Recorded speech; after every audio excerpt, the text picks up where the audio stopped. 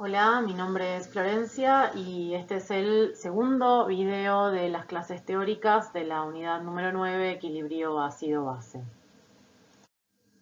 Bueno, en este video, como les comentaba, vamos a mostrarles lo que tiene que ver con los aspectos generales del equilibrio ácido-base. Bueno, acá les mostramos dos reacciones que las utilizamos en el video anterior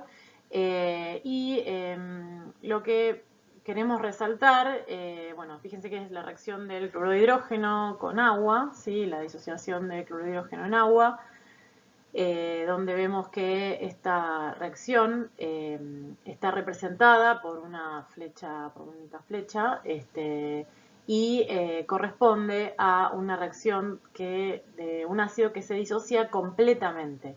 En cambio, para el fluoruro de hidrógeno, la disociación en agua no ocurre de manera completa y en ese caso la representamos con la doble flecha que está asociada a una reacción de equilibrio.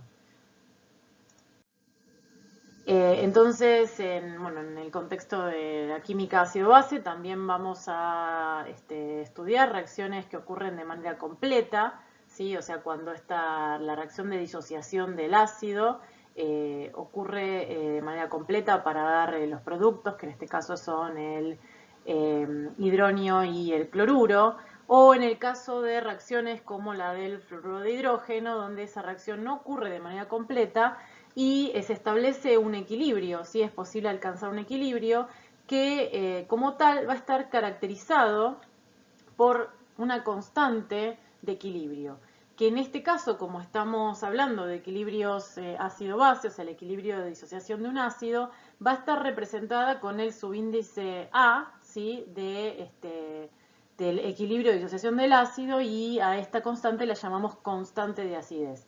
En el caso del fluoruro de hidrógeno, el valor de esta constante es del orden de 10 a la menos 2. Fíjense cómo esta imagen se representa la situación de cada uno de los ácidos, la disociación, o sea, acá tenemos la disociación del cloruro de hidrógeno, ¿sí? Donde vemos que en solución vamos a tener los protones. Bueno, acá está representado como el protón aislado, lo que comentábamos en el video anterior, que corresponde a una situación irreal, los iones cloruro y las moléculas de agua. Por otro lado, la representación de la disociación de fluoruro de hidrógeno, en solución vamos a encontrar moléculas de agua, hidronios, y además de los iones fluoruros también la especie ácida como tal. Como decíamos recién, este equilibrio de disociación de un ácido va a estar representado por la expresión, ¿sí? O sea, por una constante de equilibrio, cuya expresión está, podemos ver acá a la derecha, que va a estar dada por la concentración de iones hidronio solvatados y acuosos en equilibrio por la concentración de iones fluoruros solvatados en equilibrio dividido la concentración de fluoruro de hidrógeno en equilibrio, ¿sí? Solvatado. El agua se encuentra, o sea, el solvente está en exceso y los cambios que sufra la concentración de agua en el equilibrio van a ser ínfimos y están considerados dentro de la constante, del valor de la constante de equilibrio.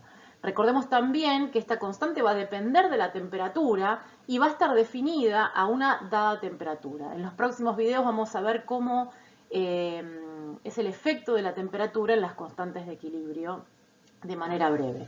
Por comodidad, ¿sí? Y porque damos por sentado que vamos a estar trabajando en situaciones de equilibrio, no es necesario cada vez que pongamos la expresión de la constante de equilibrio, ¿sí? Colocar que estamos en medio acuoso, ni especificar que estamos en equilibrio. O sea, no va a hacer falta, simplemente vamos a, directamente expresar la constante, la expresión de la constante de acidez, indicando las concentraciones, porque vamos a dar por sentado que están en equilibrio y están solvatadas. bueno, repetimos entonces, destacamos cómo sería la expresión de la constante de equilibrio para el caso de la disociación de un ácido débil, ¿sí? De manera general. Y cuando estamos hablando de una base, ¿sí? Representamos a una base, ¿sí? Al equilibrio de disociación de una base en agua, como B, la base, ¿sí? Y una vez que se establece, o sea, su equilibrio de disociaciones va a estar dado por, bueno, la base, ¿sí? La base protonada y el oxidrilo. Y entonces la expresión de el equilibrio, ¿sí? De la constante de equilibrio para la base está dada por esta expresión que está acá. Nuevamente, como se trata de una constante de disociación de una base, la constante la denominamos K, constante con el subíndice B, para referirnos a que corresponde a una constante de disociación de una base. Y nuevamente la expresión va a estar dada por la concentración de la base protonada en equilibrio por la concentración de iones oxidrilos dividido la concentración de la base en equilibrio. Bueno, dependiendo de el valor de la constante de acidez, podemos clasificar a los ácidos en fuertes y débiles. Para los ácidos cuya constante de acidez tenga valores altos, los vamos a denominar ácidos fuertes. Y aquellos que presenten valores pequeños, los vamos a denominar ácidos débiles, ¿sí? Entonces, la clasificación de ácidos fuertes y débiles tiene que ver con el grado de disociación de estas especies en agua. De manera análoga, podemos clasificar a las bases también en fuertes y débiles, dependiendo de cómo va a ser la disociación en agua, si va a ser total o parcial. También si analizamos que la disociación de estas especies en agua generan iones en solución, lo que decimos que también pueden actuar como electrolitos, ¿sí? Y entonces en el caso de ácidos fuertes, estamos hablando de electrolitos fuertes, o sea, electrolitos fuertes estarían dados por la relación de moles una vez que se produce la disociación. O sea, si nosotros, por ejemplo, en la situación inicial, o sea, antes de disolver el ácido en agua, tenemos N moles por litro, y una vez que ocurre la disociación, tenemos 2 N moles por litro, estamos hablando de un electrolito fuerte. En cambio, cuando estamos analizando un ácido débil, como el fluoruro de hidrógeno, o una base débil, como el amoníaco, una solución de N moles de esta especie generará menos de 2 N moles de iones en solución, ¿sí? Entonces este sería el caso de electrolitos débiles, ¿sí? En este esquema podemos observar la representación de los distintos tipos de ácidos, ¿sí? Dependiendo de cómo es la disociación en agua, ¿sí? Entonces recordemos que un ácido fuerte es aquel que la disociación ocurre en un 100%, entonces luego de disociarse vamos a tener los iones hidrógeno y el anión correspondiente y una cantidad nula o muy baja del ácido. En cambio, para los ácidos débiles, la disociación es parcial. Entonces, una vez que se establece el equilibrio, vamos a tener una concentración apreciable de todas las especies, ¿sí? O sea, no solamente los iones hidronio, el anión correspondiente, sino también habrá una concentración no nula del ácido en equilibrio. En el caso de ácidos muy débiles, decimos que la disociación ocurre en muy baja proporción. Entonces, en el equilibrio lo que vamos a tener es una concentración alta de este ácido y concentraciones muy pequeñas de iones hidronio y de el anión correspondiente.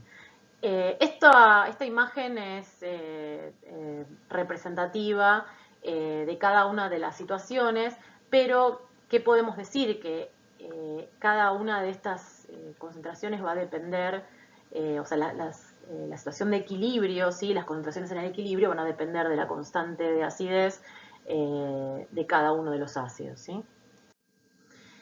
Acá en esta tabla podemos ver algunos números, ¿sí? Donde tenemos distintos ácidos, distintas bases, ¿sí? La constante de acidez de cada uno de los ácidos y la constante de basicidad de cada una de las bases. Además podemos ver este parámetro que es el pKa o el pKb, que surge de aplicar menos logaritmo y es una función muy útil, ¿sí? O sea, y de hecho muchas tablas están directamente representadas como, en lugar, como el pK y no la constante. También los datos, van a ver en los datos de los problemas que van a aparecer los valores del pKa y no de la constante. Lo que podemos decir que de manera, digamos, o sea, establecer como criterio que cuando el valor del pKa es mayor a 2 o el pKb es mayor a 2, estamos hablando de una especie fuerte, o sea, de un ácido fuerte o de una base débil. Esto que representa que la constante de acidez tiene un valor mayor a 10 a la menos 2, ¿sí? Es una regla que se establece, ¿sí?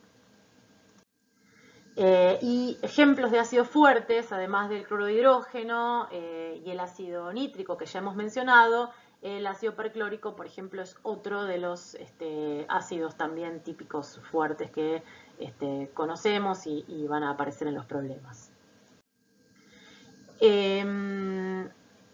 Esta reacción, sí, la reacción de autoionización del agua, ya la hemos presentado en el video anterior y como tal, sí, la reacción de agua, de dos moléculas de agua, sí, la transferencia de protón entre moléculas de agua, tiene asociado una constante de equilibrio, sí, que es muy importante y es la constante de autoprotólisis del agua, que está representada como KW, ¿sí? el K-Water, y la expresión corresponde a la concentración de iones hidróneo en solución por la concentración de oxidrilos, y como estamos hablando de agua pura, no está representada en la expresión de la constante la concentración de la actividad del agua. Y el valor de esta constante es de 10 a la menos 14. Es una expresión que la vamos a utilizar muchísimo a lo largo de esta unidad para analizar desde el punto de vista teórico, o sea, en los videos teóricos y además en los problemas. Recordamos nuevamente, digamos, que el agua tiene un carácter, digamos, es una especie, un solvente anfiprótico, ¿sí? Que es una especie que actúa tanto como base, ¿sí? Como ácido y como base de Bronsted. Recordemos nuevamente algo que habíamos definido en el video anterior, que una vez que se desarrolla, que se establece la reacción entre un ácido y una base, ¿sí? La relación que hay con los productos de esa reacción y las especies reactivas, podemos establecer la relación de pares de ácidos y bases conjugadas, ¿sí? Entonces tenemos en el caso del ácido, ¿sí? Su par base conjugada, y en el caso de la base, su par ácido conjugado, ¿sí?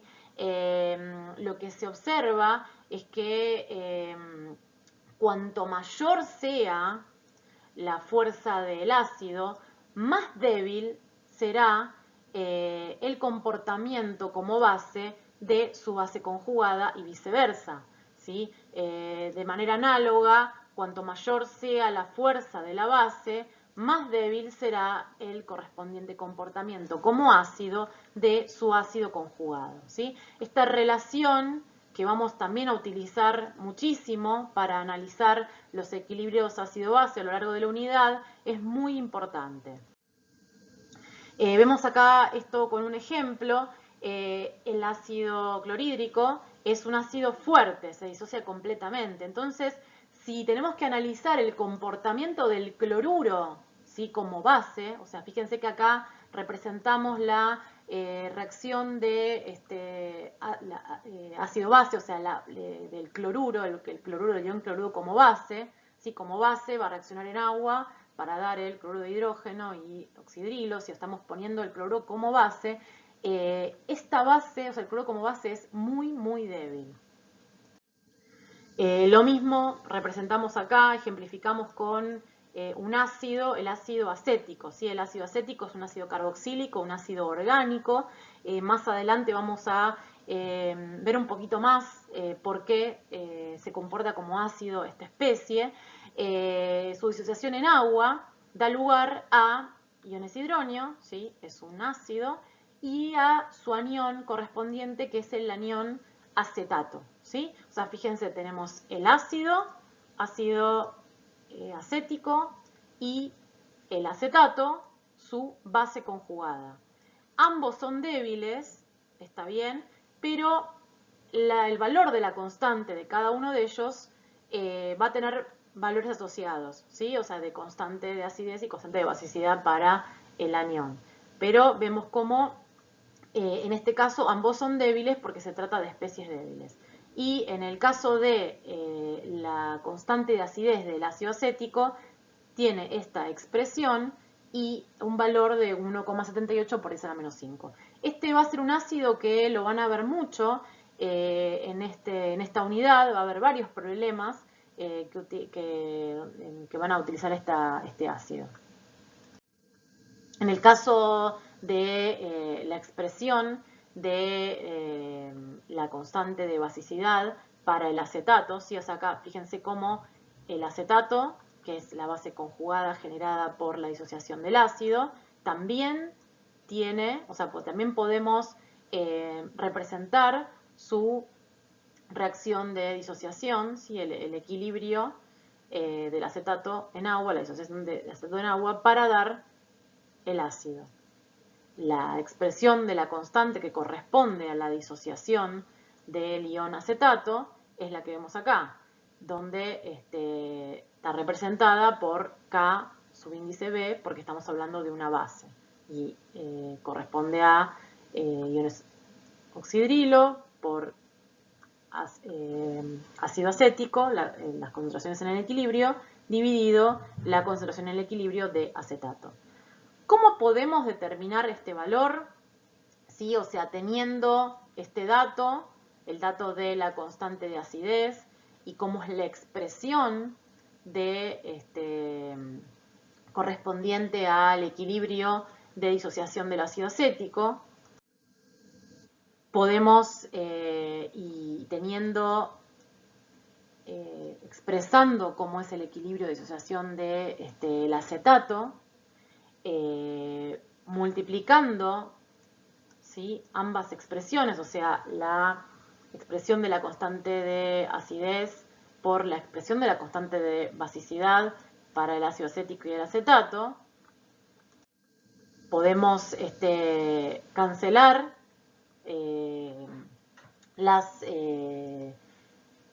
la concentración del ácido acético y la concentración, ¿sí? Se cancelan. ¿Y a qué llegamos? Llegamos a la expresión de de autoprotólisis, ¿sí? La expresión de la constante de autoprotólisis del agua, ¿sí? Donde tenemos Kw, que es igual a la concentración de oxidrilos por la concentración de hidronios. Entonces, acá llegamos, ¿sí? Nos damos cuenta que hay una relación entre la constante de acidez, ¿sí? Para un ácido, y la constante de basicidad de su ácido conjugado. Vemos entonces cómo llegamos a esta expresión que tenemos acá, y es de gran utilidad, porque ¿qué me permite esto? Yo, dado, por ejemplo, el dato, o sea, conociendo el dato de la constante de equilibrio de un ácido, sabiendo, porque siempre es dato, la constante de autoprotólisis, de autorización del agua, podemos determinar la constante de equilibrio de su base conjugada.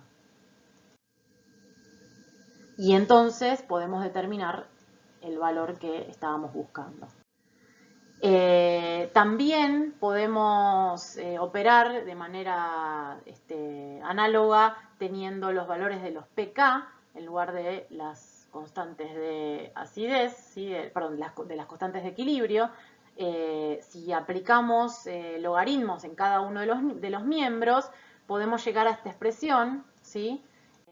Y entonces vemos cómo el pKa más el pKb de ácido y su base conjugada van a ser igual a 14, al pKw. Otra manera de llegar a la misma expresión es planteando cada una de las reacciones y el delta G asociado a cada una de estas reacciones, ¿sí? Recordemos, esto lo hicimos muchísimo en la unidad de termo, y lo que sabemos es que el delta G3 va a ser igual a el delta G2, pero para que llegar a la ecuación que necesitamos, fíjense que la ecuación 1 la necesitamos invertir, ¿sí? O sea, como está escrita de esta manera no nos sirve.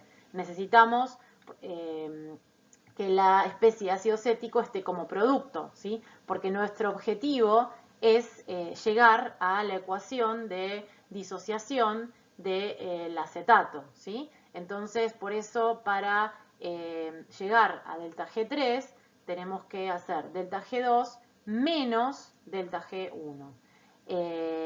Conociendo la expresión entre delta G, perdón, en todos los casos será delta G0 porque estamos en la situación de equilibrio, delta G0 y la constante de equilibrio, ¿sí? Despejando, también llegamos a que la constante de acidez por la constante de basicidad del par ácido y base conjugada es igual a la constante de autoprotólisis del agua. Aplicando logaritmos llegamos a la misma expresión que vimos antes. En esta imagen podemos ver cómo se observa claramente la relación que hay entre los pK correspondientes de los pares de ácidos y bases conjugadas. En rosa se representan los pKa, ¿sí? O sea, los pK de los ácidos, del equilibrio de asociación de los ácidos, y en celeste de las bases. La suma de ambos es igual a 14, ¿sí? Entonces fijémonos acá que en el ácido cloroso, que tiene un pKa de 2, es un ácido fuerte, está en el límite de lo que habíamos indicado para considerar un ácido fuerte o débil, y el pKb correspondiente a su base conjugada es de 12, ¿sí? Es una base conjugada, una base muy débil. El ácido acético es el ejemplo que vimos recién, ¿sí? Donde su pKa es 4,75, el pKb de su base conjugada del acetato es 9,25, ¿sí? Y así podemos ver con los otros ejemplos. El amoníaco, que es otra de las bases muy comunes, que vamos a utilizar muchísimo en la unidad, tiene un pKb de 4,75. ¿Y qué representa 9,25? 9,25 es el pKa, ¿sí? Del amonio, de su ácido conjugado, ¿sí? O sea, el equilibrio de disociación del amonio, que es el ácido conjugado del amoníaco. En esta imagen podemos ver distintos ácidos y distintas bases y la relación que hay entre los ácidos y su correspondiente base conjugada y viceversa.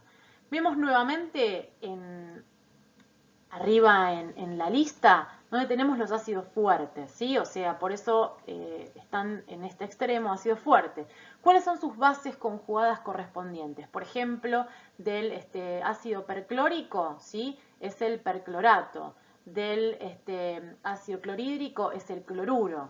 Estos ácidos que son fuertes, el comportamiento de las bases conjugadas va a ser muy débil, ¿sí? Son bases muy débiles, ¿sí? Por eso van a estar en el extremo de bases débiles cuando clasificamos las bases.